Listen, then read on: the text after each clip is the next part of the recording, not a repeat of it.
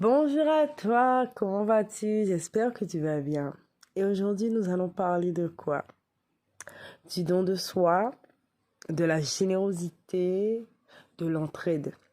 Et tu sais, ce week-end, nous avions eu à l'église un événement qui était un culte gospel de solidarité qui venait en aide aux personnes en difficulté, au chômage, les personnes SDF qui vivaient des moments difficiles.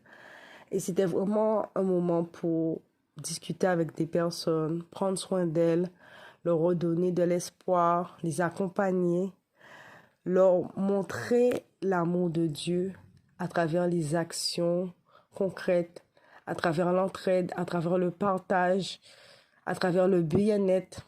Et ça m'a vraiment touchée parce que des fois, quand nous vivons notre vie, notre train quotidien, des fois on peut oublier que c'est vraiment une grâce quand le Seigneur nous permet chaque jour d'avoir un toit sur la tête, d'avoir de quoi manger.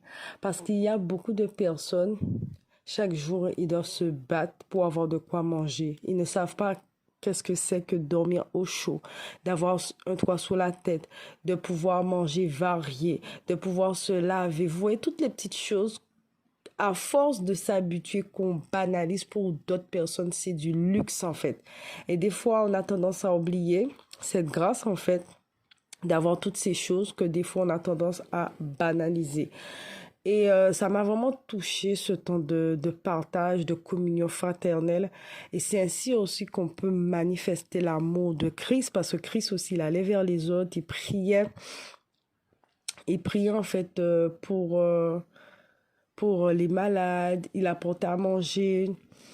Vous voyez, il y a différentes façons de venir en aide aux autres, de prendre soin des autres, de donner de son temps, de donner de ses finances, de donner de son écoute, vous voyez, de son soutien, de l'entraide, de la prière, jusqu'à temps que nous voyons que la situation de la personne, elle change, elle s'améliore.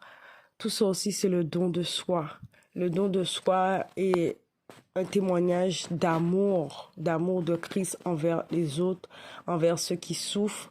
Donc, vous voyez, il y a différentes manières d'être là, accompagner quelqu'un dans ses démarches.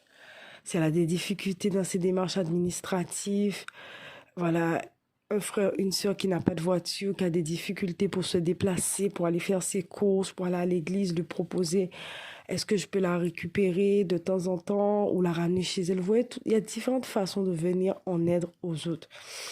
Et ce qui m'a vraiment aussi marqué, il y avait une sœur qui était là, qui témoignait, qu'elle disait, quand elle est venue à l'église, elle était dans une situation difficile de précarité. Elle avait perdu son emploi, elle était étudiante. Et c'était compliqué même pour pouvoir payer son loyer. Et en arrivant à l'église, il y a une sœur qui est venue la voir, qui lui demandait comment ça allait. Elle lui a dit, mais vraiment, explique-moi comment ça va. Et elle lui a dit très franchement ce qui n'allait pas, sa situation, qu'elle avait du mal à joindre les deux bouts, que c'était difficile. Et cette sœur, quelques jours après, lui a apporté une enveloppe. Et c'était exactement la somme. C'était exactement la somme qu'elle avait besoin pour payer son loyer. Sans qu'elle dise à la sœur, voilà, quoi que ce soit. Voilà, donc vous voyez.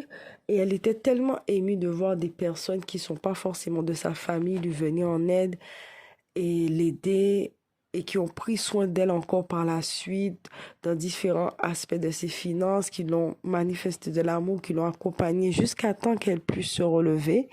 Et quand elle est sortie de cette situation difficile de précarité, elle a eu une stabilité, elle était bien stable. Cela l'a tellement touchée qu'elle a eu aussi envie de créer une association qui permettait d'aider les personnes en difficulté, notamment les étudiants. Et c'est comme ça que nous allons pouvoir toucher certaines personnes et apporter le changement.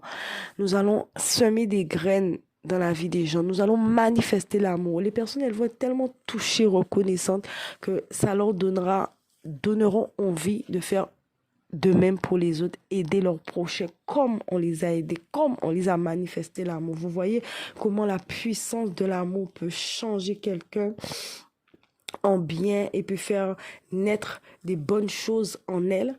Et c'est ça en fait que chaque jour dans notre quotidien, même si c'est pas forcément les personnes que nous avons fait du bien qui vont nous le rendre, mais tôt ou tard, tout le bien que nous allons semer, nous allons le récolter. Comme je le dis souvent dans mes podcasts, je l'ai déjà répété, vous savez, quand on fait des choses pour certaines personnes, on le fait d'un amour désintéressé, d'un amour, vous voyez, désintéressé.